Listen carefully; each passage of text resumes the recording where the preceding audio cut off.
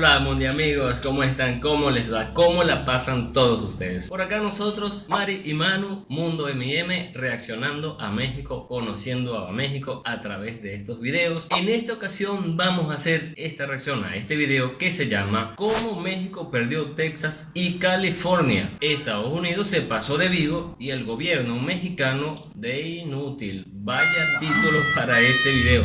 Es de este canal que se llama Top de Impacto. Les dejamos como siempre el enlace al video original para que vayan a estos canales si los ven y se suscriban y apoyen también a estos canales. Todo el crédito para esos canales, claro que sí. Ya sabíamos el tema sobre que México había perdido territorio con Estados Unidos, más o menos entendemos por qué, pero qué video tan conveniente para reaccionar a él, así que vamos a verlo. Somos Manu y Mari. Sean bienvenidos a un nuevo video. Los métodos de expansión que se aplicaron para hacer de Estados Unidos lo que en la actualidad es, por lo general consistieron en desalojar a las tribus indígenas de sus tierras para ampliar así las fronteras del país. En 1803 el presidente Thomas Jefferson compra la Luisiana a Francia y Estados Unidos se ensancha del Mississippi a las montañas rocosas. La posesión de la Luisiana fue el paso previo para el dominio de la Florida y la posterior invasión de México.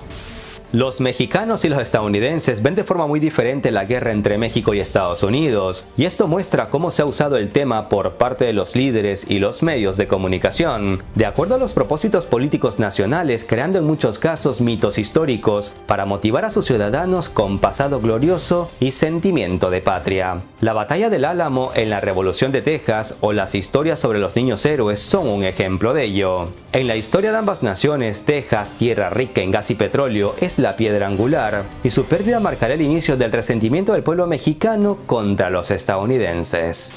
El virreinato de Nueva España fue durante el siglo XVIII el más próspero y rico, el más importante del Nuevo Mundo, pero la larga y sangrienta lucha hizo que al consumarse la independencia, de la antigua riqueza y prosperidad de la Nueva España solo quedara la fama. De forma que cuando se inició el Imperio Mexicano la realidad era triste, estaba descapitalizado, dividido y destrozado, mientras que la organizada y eficiente recaudación fiscal conformada a lo largo de 3 siglos por España ya no existía. Soy Gabriel Bulgakov y en este video les hablaré de cómo México perdió de un plumazo Texas, Nuevo México, Alta California y su orgullo. Les hablaré de cómo una política aperturista y progresista para la época se volvió en contra de los mexicanos, quienes defendían la abolición de la esclavitud, defendían el uso del español y defendían el progreso. Les explicaré cuáles fueron las causas que motivaron la humillante derrota y cómo la desunión mexicana incluso puso en peligro la existencia del propio país. En un video anterior que les invito a ver, les hablé sobre cómo se había conformado el territorio de Estados Unidos a punta de plata y plomo, y cómo este video es de alguna manera una continuación. Sin más introducción, empecemos. Y si te gusta el video, dale like, si no te gusta, ponle dislike. Antes de la independencia mexicana, el reino español había intentado colonizar la provincia de Texas con inmigrantes de las Islas Canarias y gente proveniente de la Florida, y había alentado la llegada de colonos anglosajones que hablaban poco español. Después de una lucha de 11 años, México obtuvo su independencia de España en 1821, incluida su provincia norteña de Texas. Uno de los héroes militares nacionales de México en este conflicto revolucionario fue el general Antonio López de Santa Anna, que seguiría siendo una figura mexicana clave, aunque divisiva, durante las próximas décadas. Después de la Guerra de Independencia, el nuevo Estado-Nación de México era extremadamente débil. Había una gran división política y diferentes visiones del futuro de México. Algunos de sus políticos tenían un enfoque centralista y otros uno federal. El general Santa Anna surgió inicialmente como una figura federalista, pero al igual que muchos hombres de su tiempo, cambiaría su ideología política. Durante la misma época, la familia Moses Austin, que tenía pasaporte español, recibió permiso para mudarse al desierto de Texas, que era en gran parte un territorio inestable. Con la ley de colonización nacional, el gobierno mexicano abrió la nación a la inmigración para usarla como estrategia defensiva contra los nativos americanos y a su vez como una forma de ayuda a construir el país. Después de la muerte de Moses, su hijo Stephen Fuller Austin comenzó a invitar a decenas de colonos a Texas, algo que continuó durante la década de 1820. Los colonos aceptaron formalmente lo requerido por la ley de llevar a cabo sus transacciones oficiales en español, seguir las leyes mexicanas mexicanas y practicar el catolicismo. El México independiente prohibió la esclavitud en un intento de desalentar la migración anglosajona. Sin embargo, cabe decir que esta ya venía disminuyendo en el territorio mexicano, debido, entre otras cosas, al impulso que había cobrado la economía capitalista en el mundo a finales del siglo XVIII. Y este sistema hizo ver que la mano de obra esclava resultaba más cara que la asalariada, aunque muchos se oponían a perder a sus esclavos. Pese a las estrictas leyes mexicanas que no agradaban a muchos, la inmigración de colonos provenientes del norte continuó creciendo. En 1828 el presidente Andrew Jackson, sí, el mismo que aparece en los billetes de $20, ofreció comprar Texas, pero México rechazó su oferta. Mientras tanto, los migrantes de Austin demostraron que eran un grupo trabajador, y la mayoría tenía algo de educación y establecieron escuelas para formar a sus jóvenes. Y seguro ustedes se preguntarán, ¿y por qué no fueron a vivir allí más mexicanos si era una buena tierra? Pues la brecha existente entre la élite y los pobres hizo que esto no fuera frecuente. La élite de México no tenía ningún deseo de mudarse a la lejana Texas y dedicarse a la agricultura, y los pobres de México en general no veían la oportunidad y no se creían capaces de triunfar como agricultores en Texas. En cambio, para los colonos estadounidenses, este era un sueño, buena tierra y mucho más barato que los terrenos que nadie quería en suelo estadounidense. Al gobierno mexicano le pareció una buena idea la migración hacia Texas de gente que veía como civilizada, aun cuando los recién llegados eran protestantes y tenían esclavos, dos cosas que las leyes mexicanas no permitían. De tal manera que para 1830 la mayoría de los cerca de 30,000 almas que poblaban la Texas mexicana eran de origen anglosajón. Las tensiones aumentaron dentro de Texas a medida que los estadounidenses continuaron mudándose y haciendo ahora caso omiso de las leyes y estipulaciones mexicanas que habían prometido cumplir para poder establecerse en Texas. En 1830, el arresto de un inmigrante ilegal estadounidense que vivía en Texas por parte de las autoridades mexicanas terminó en un ataque contra estas por parte de una multitud tejana armada. Stephen Fuller Austin viajó a México para reunirse con Santa Anna, que en ese entonces era presidente de México, con la esperanza de resolver la situación. Pero Santa Anna lo arrestó después de hacerlo esperar por una audiencia durante meses y endureció aún más las restricciones a los tejanos. Por supuesto, al presidente mexicano le salió el tiro por la culata y para cuando intentó apaciguar a los tejanos y liberó a Austin, su estrategia de apretar el puño para someterlos había fracasado. Los tejanos se rebelaron y Austin, frustrado y humillado, se comprometió a apoyarlos en su rebelión contra el gobierno mexicano y luchar por la independencia de Texas. Y ya sabemos cómo acabó esa historia, con una República de Texas independiente en 1836. Como era de esperar, el asunto de Texas afectó a las relaciones entre México y Estados Unidos, lastradas por las abiertas ambiciones estadounidenses sobre el territorio tejano, así como el descaro del presidente Jackson de declarar neutralidad en un asunto interno de México que nunca aplicó, pues era bien conocida su simpatía por los tejanos, que recordemos en su mayoría eran anglosajones. Desde la declaración de independencia en marzo de 1836 que posibilitaba la anexión de Texas a los Estados Unidos,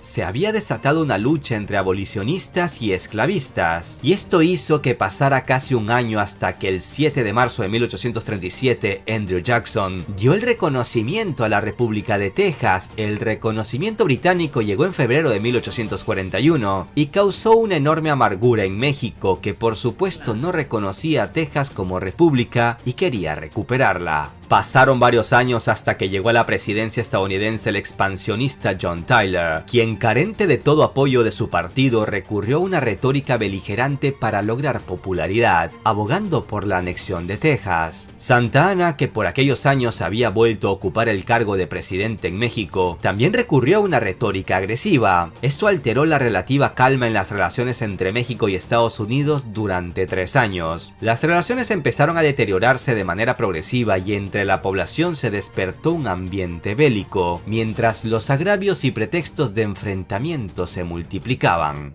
Como presidente de México, José Joaquín de Herrera, un general que había sido designado por otros generales, intentó evitar la guerra buscando una conciliación con Estados Unidos. Gran Bretaña le aconsejó reconocer la independencia de Texas con la condición de que la República de Texas aceptara no ser anexada por ningún país. Pero en 1845 toda esta historia da un giro inesperado. El Congreso de la República de Texas aprueba la anexión a Estados Unidos en lugar de la independencia reconocida por México. Y Estados Unidos, ni corto ni perezoso, acepta acogerla en sus brazos. El gobierno mexicano era consciente de lo que significaba la anexión de Texas a Estados Unidos, una guerra inevitable, pese al estado precario del ejército y la total carencia de recursos. En esta guerra, hablamos de 1846-1847, México perderá la mitad de su territorio contra Estados Unidos. Las miradas para aquel entonces ya se habían centrado en arrebatarle a México California. Acomódense sus asientos que esto solo ha empezado. Desde 1835 Estados Unidos venía expresando interés por California. Durante el paso de Santa Ana por Washington en 1836, el presidente Jackson ya le había comunicado su interés en la compra del norte de California, con la bahía de San Francisco que anhelaban políticos, marinos y comerciantes. Jackson estaba dispuesto a pagar $3,5 millones.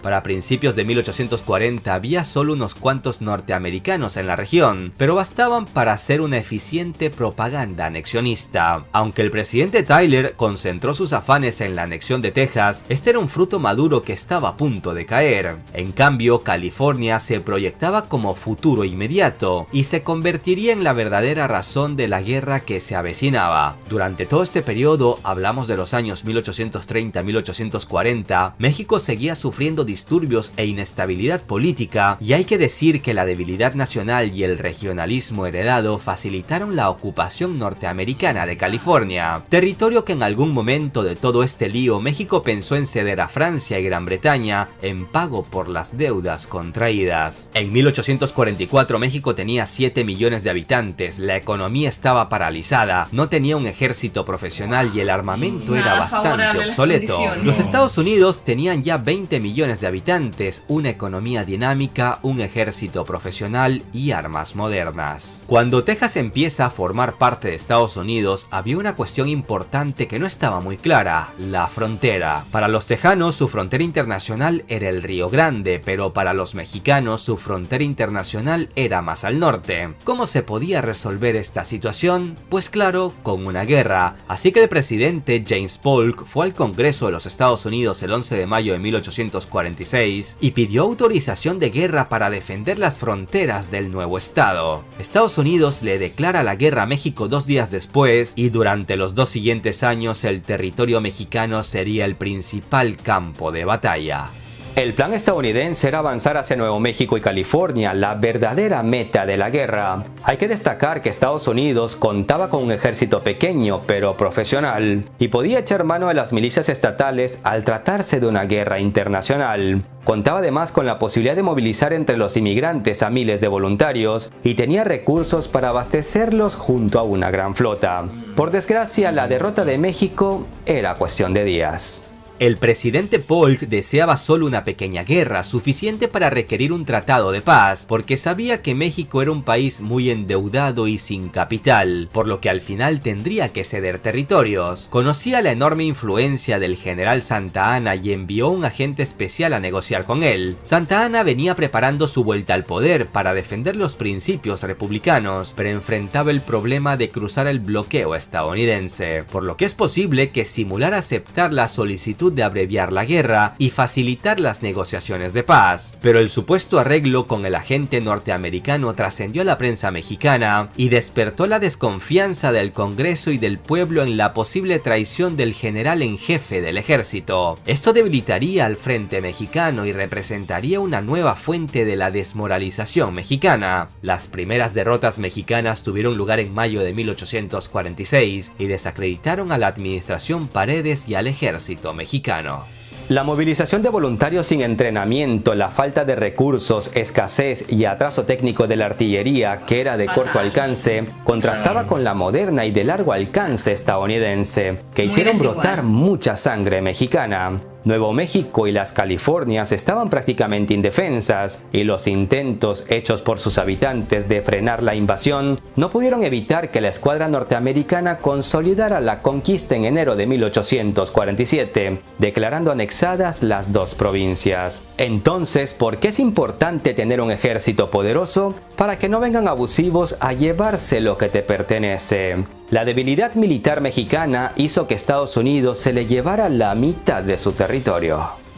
Muchos historiadores mexicanos responsabilizan a Santa Anna de la pérdida de casi la mitad del territorio nacional. El punto de inflexión fue quizás la batalla de Angostura, donde a pesar de ir ganando, Santa Anna interrumpió el combate declarándose vencedor y emprendió una inmediata retirada que en la práctica equivalió a una derrota. Se insinúa que por esta razón la derrota de los mexicanos se hizo inevitable, aunque la verdad es que el desastre se debió a numerosos factores. La notable superioridad militar de Estados Unidos, la gran inestabilidad política en México donde las diferentes facciones nunca unificaron su apoyo al gobierno, la falta de sentido patriótico de grandes sectores de la población mexicana como por ejemplo los polcos que se levantaron contra el gobierno mexicano en plena guerra contra Estados Unidos, los terratenientes y representantes de la Iglesia Católica y por supuesto la falta de abastecimiento para las tropas mexicanas. El Tratado de Guadalupe Hidalgo se firmó en febrero de 1848, después de la ocupación de la capital mexicana por espacio de 5 meses, donde los vencedores obligaron al presidente interino Manuel de la Peña y Peña a ceder a Estados Unidos los estados norteños de México, y en mayo de 1848 el Congreso aprobó la cesión acordada en dicho armisticio. El tratado fue decisivo para los dos países. Para Estados Unidos significó hacer realidad el sueño de constituir un país continental con costas en Atlántico, Pacífico y Golfo de México. Para México significaba la renuncia al brillante destino que parecía haberle prometido su gran territorio y riquezas como reino de la Nueva España. En el tratado tuvo que renunciar a la mitad de su territorio, lo que lo hacía uno de los más duros de la historia. Sin embargo, había salvado su existencia, ya que en medio de todo esto los estadounidenses pensaron en ocupar todo el territorio mexicano y lo hubieran podido hacer. Unos años después, como parte de la disputa territorial y fronteras no resueltas, Santa Anna vendería a los estadounidenses la zona de la Mesilla, que ambos países reclamaban como suya. En México se necesitaba dinero para financiar un ejército para sofocar las rebeliones en curso, por lo que este hecho no debe verse como algo aislado, sino como el resultado de la convulsionada política interna mexicana que aún luchaba por definirse.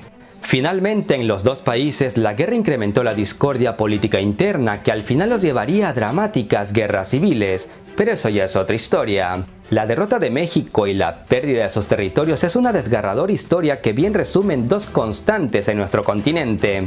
Por un lado, el accionar de Estados Unidos, conocido como plata o plomo, con el cual siguió expandiéndose luego a costa de España. Recuerden el video del caso de Panamá y cómo esta misma política de Estados Unidos llevó a la reducción del mapa de Colombia. La otra constante son las luchas internas en nuestros países, que han propiciado división, facilitando a los enemigos hacer de las suyas, cercenando y expoliando a nuestros países, amén de traiciones y guerras civiles.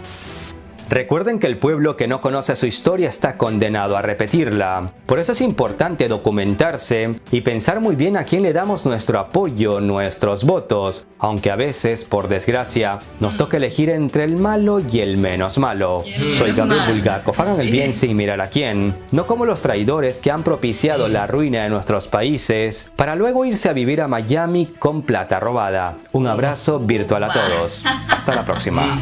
Nos resulta tan familiar. Tan familiar, sí señor. Bueno, la verdad, mis amigos, muy interesante el contenido que hace Gabriel Bulgakov, porque de verdad que se la come, se documenta muy bien, sí, para traernos algo, este contenido de historia que se hace más bien tan dinámico, tan entretenido, ya que hablamos de historia. Y en este caso la historia de México, bueno, ya sabíamos gran parte de esa historia. Sí. Claro, hubo factores que no ayudaron en su momento, pero también los intereses, pues los intereses de los ambiciosos. De los gobernantes de turno, sí, porque habíamos visto algo parecido, o sea, un video anterior en el otro canal, pero no estaba tan bien explicado como este, o sea, este está bastante detallado. Este se entiende perfectamente, sí, se entiende, pero sean ustedes mejor. Mexicanos, que dejen en los comentarios qué tan de acuerdo están ustedes con este... ¿Qué veracidad tiene todo este relato? Claro, sí, el trabajo que hizo Gabriel es como se narra la historia, de qué lado de la historia están ustedes, dejen en los comentarios, les pedimos. Bueno, y si México ya de por sí es grande, ¿te imaginas qué qué más grande No, sería sí. con ese territorio que le fue quitado, pues.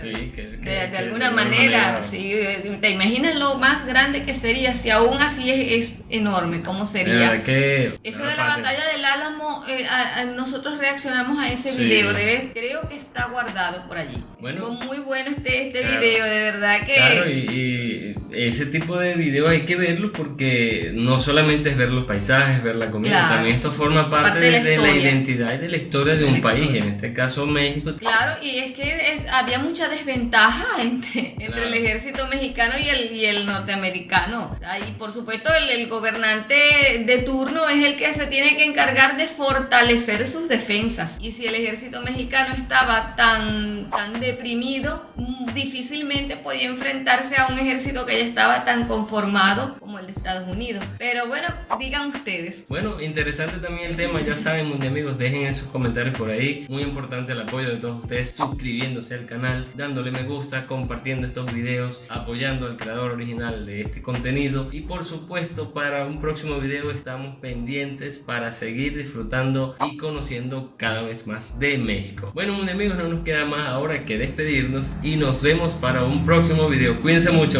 Bye. Se les quiere. Bye.